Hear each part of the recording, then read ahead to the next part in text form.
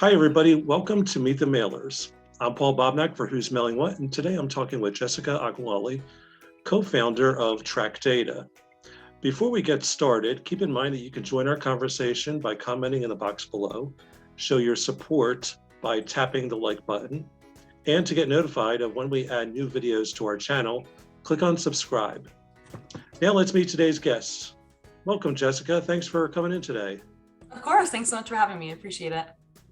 Awesome. Well, why don't we get started by talking about your background?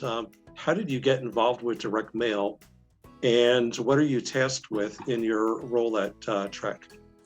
Yeah, I appreciate that. So I started in direct mail over a decade ago now. It was kind of a unique entry point in that I worked with CPG brands to better target their samples. So think if you ever got like a Tide Pod sample in the mail that was addressed to you, I was on the data team behind the scenes, helping to identify those prospects to receive the sample at home. So while that level of targeting, we leverage third-party data, first-party data, custom survey research. While that level of targeting, of course, created great results and the ROI they were looking for, it's not accessible to brands of all sizes just due to the upfront cost and time that was required for that targeting. And that's what led my co-founder and I to starting TRAK. We knew there had to be a way to automate the modeling process, automate and provide access to the data to companies of all sizes. And that's what's led us here. So now at TRAK, as co-founder, I'm helping lead the team in our mission to make data accessible to all marketers. Mm-hmm. And what type of services does the company offer to marketers? Great. So our focus is data and analytics and the data behind direct mail campaigns. So the direct mail list, the names and addresses of people who are most likely to respond, most likely to engage with the direct mail piece, and ultimately convert or take the action that the brand or the advertiser is looking for them to take.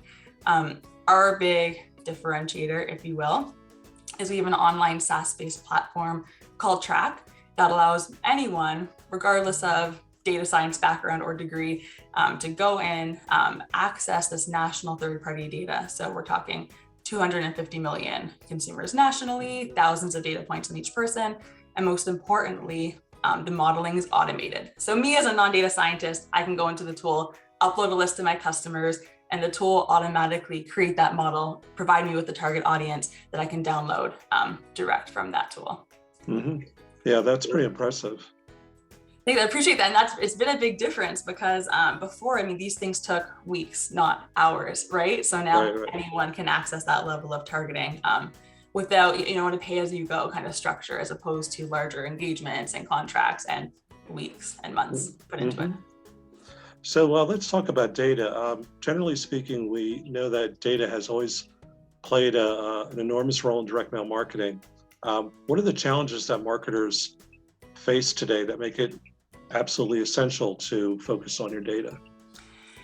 Yeah, so like you said, data is the utmost focus needed for a direct mail program because, pardon my crudeness here, but kind of crap in is crap out. So whatever you put into the forefront of your campaign, it doesn't matter how sparkly your direct mail piece is or the thickness of paper or what your offer is. If it's hitting the wrong person or if it's hitting someone who's not going to be engaged with your offer, then it's not going to be successful. So leveraging third-party data is by far one of the most important things you can do at the start of your campaign to make sure that your direct mail piece is going to be targeted to the person most likely to respond with a message that's going to garner the level of attention needed and sort of attract their underlying motivations and the desire to respond. Mm-hmm. Data hygiene should be a given for any size company, but for a lot of companies, it's not. For too many, it's not. What should companies be doing to clean and maintain good data? This is a very important question because there's two parts of this. One, data hygiene that should be taken on a regular basis with your customer data. And the other side is data hygiene that should be taken before an actual campaign. So before you use that data for your direct mail program. Let's give an example. Think like an in-store furniture retailer. So where you're working with salespeople and the sort of staff or employee at the retail location is inputting the customer's information themselves. it's bound to have improper formatting at times, probably a lot of holes. Maybe they didn't put the zip for, they just put the zip. I mean, when we're inputting data manually, it's bound to have errors.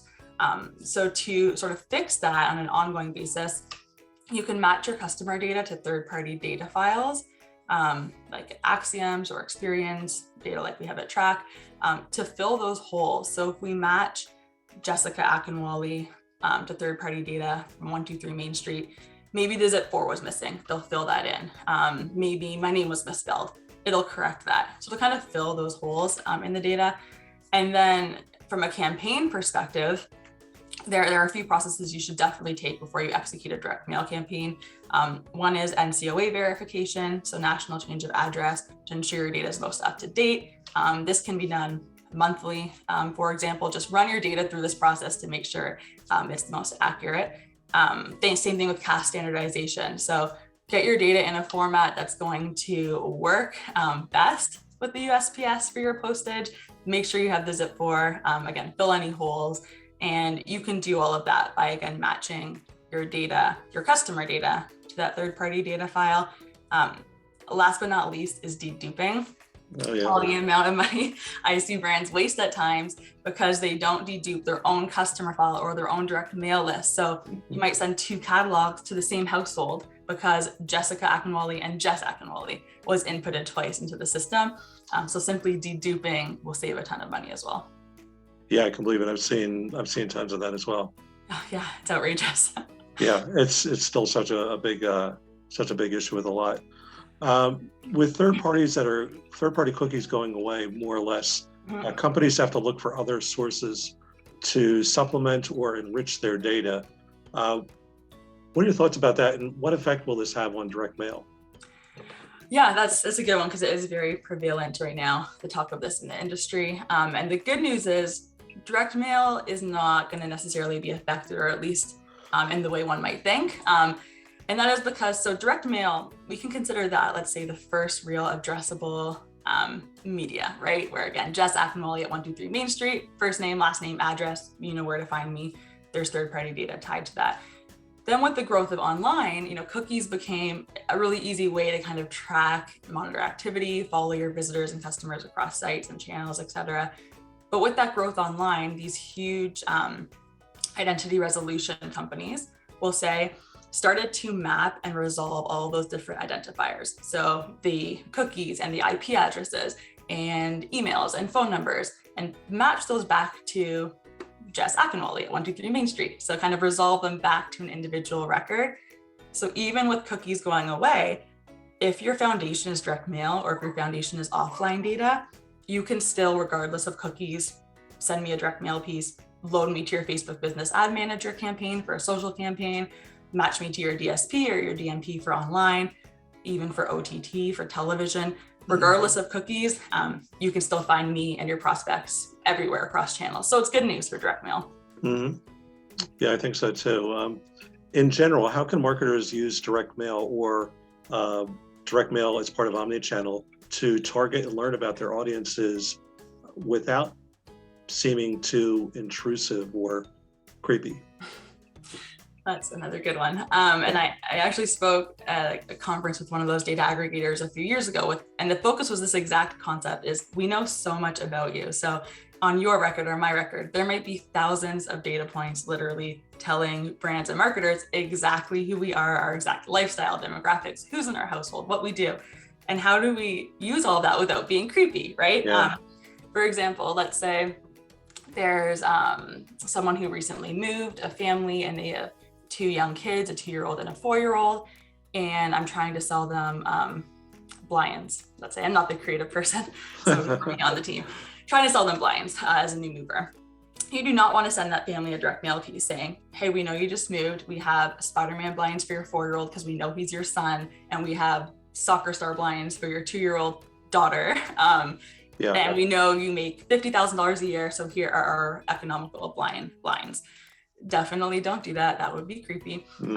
But you can use that same data that we knew about that person to create more generalized but still very targeted ad campaigns and messages. So for example, you might segment out a cohort of your prospects or customers who are new movers and who have young kids. So same segment, but instead send them a more generalized but still targeted message saying, hey, here are our blinds. They look great in new homes, and we have lots of kid styles available within any budget. So Still super targeted. If I get that mail piece and I'm that woman, I'm still going to resonate with it and it'll still hit my needs.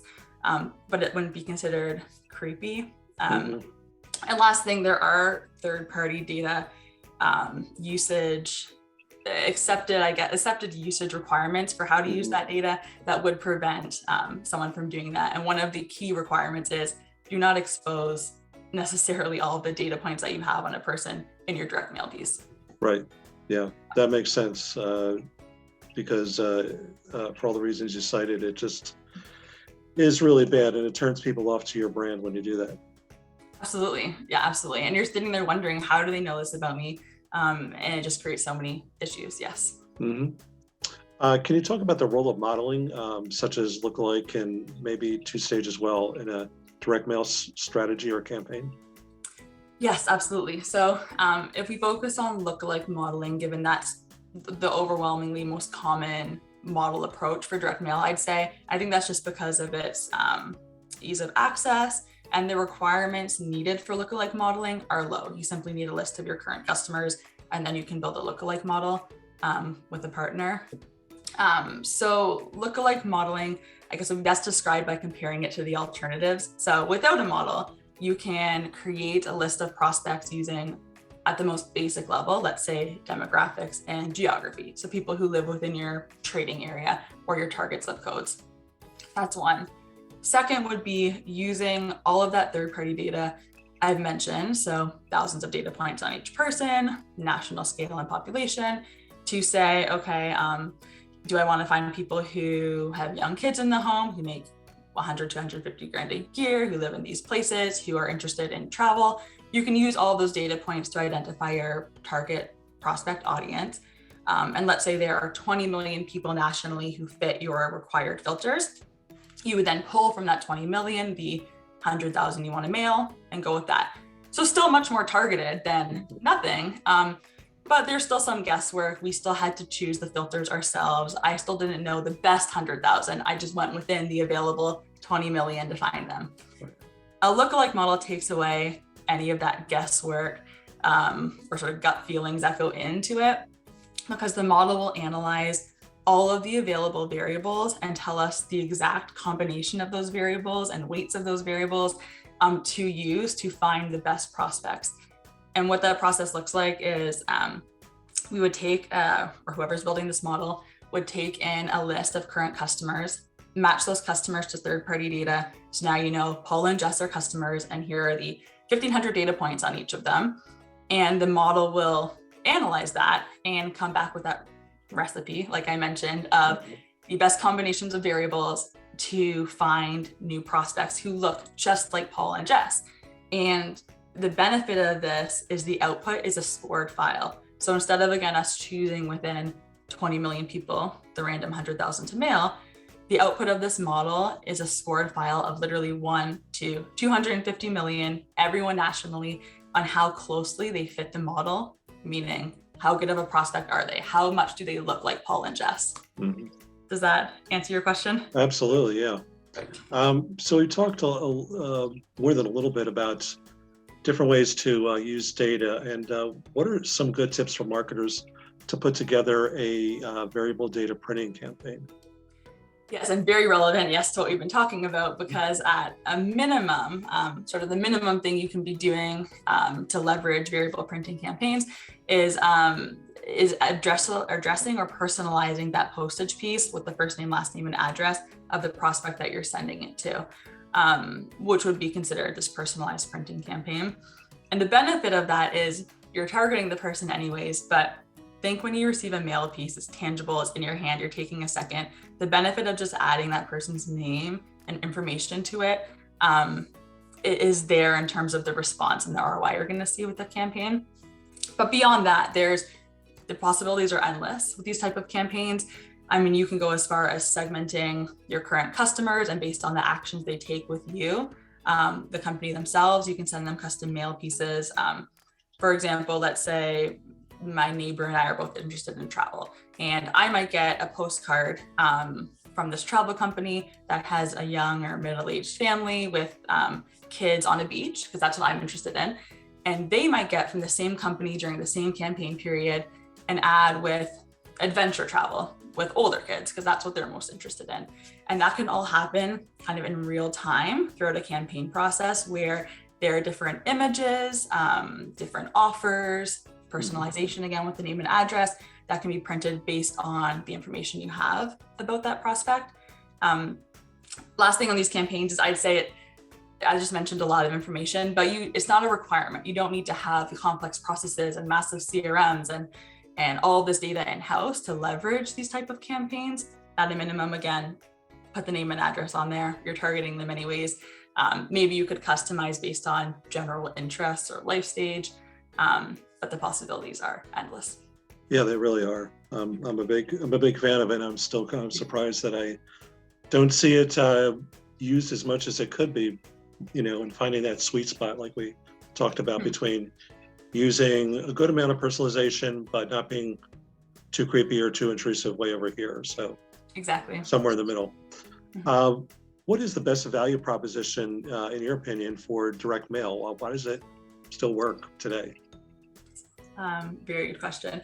I mean, the value propositions for direct mail really are endless. And obviously we're in the direct mail space, but not to be biased. I mean, the ROI on direct mail continues to exceed that on any online or combination of online campaigns year over year. Like we said, it's tangible. So a consumer sees it. They're bombarded with ads all day long on your phone, online, on TV, everywhere. When I'm going through my mail, I'm going to physically take a second to review that mail piece. Which I think may be one of the biggest reasons, beyond the fact that you're going to get a better ROI in most cases, beyond the fact that it's extremely targetable. And then again, with all of these changes happening, removal of cookies, walled gardens, Facebook isn't going to tell you who clicked on an ad. With direct mail and the focus being offline data, the measurement, attribution, transparency, everything becomes a lot easier when you have that offline record at the center of what you do, which is why you should leverage it. Absolutely. So getting close to the end here, what do you think that the trends for direct mail for the next year or so are going to look like? VDP printing, like you said, so that variable data printing, I think is going to be used more and more as personalization becomes more attainable to all brands. Like we said at the start, one of the things we're trying to do, at least at TRAK, is give this level of data to companies regardless of size. And if you can just find out a few more data pieces, it doesn't have to be thousands, it can be 10, it can be demographics on your customers or on your prospects, you can really improve the level of targeting and therefore engagement and response you're seeing on a campaign. And I think just more direct mail would be a trend. I'm seeing a lot more brands come back to it or try it for the first time, given those changes in the online space as well. And I guess measurement and cross-channel being the last sort of trend, meaning, again, you have that individual record. So for measurement and attribution, life is so much easier. You know who responded, you know who didn't. But in terms of cross-channel, again, the ROI is already higher with direct mail, but when you include another channel, so you send me a direct mail piece, but also load me to your Facebook account and run some Facebook impressions against me during the campaign period, or send me an email or load me to your DSP for online cross-channel.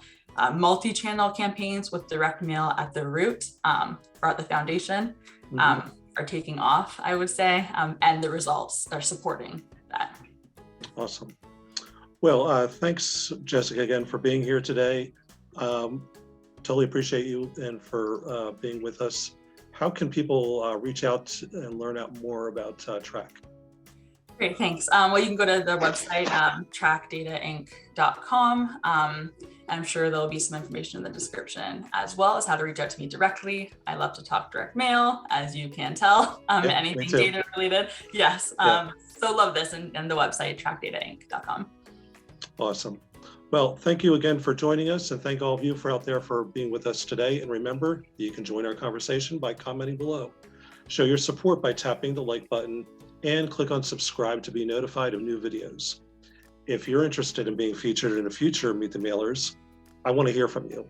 My contact info can be found in the paragraph below by tapping Show More. Thanks again for watching Meet the Mailers, and see you next time.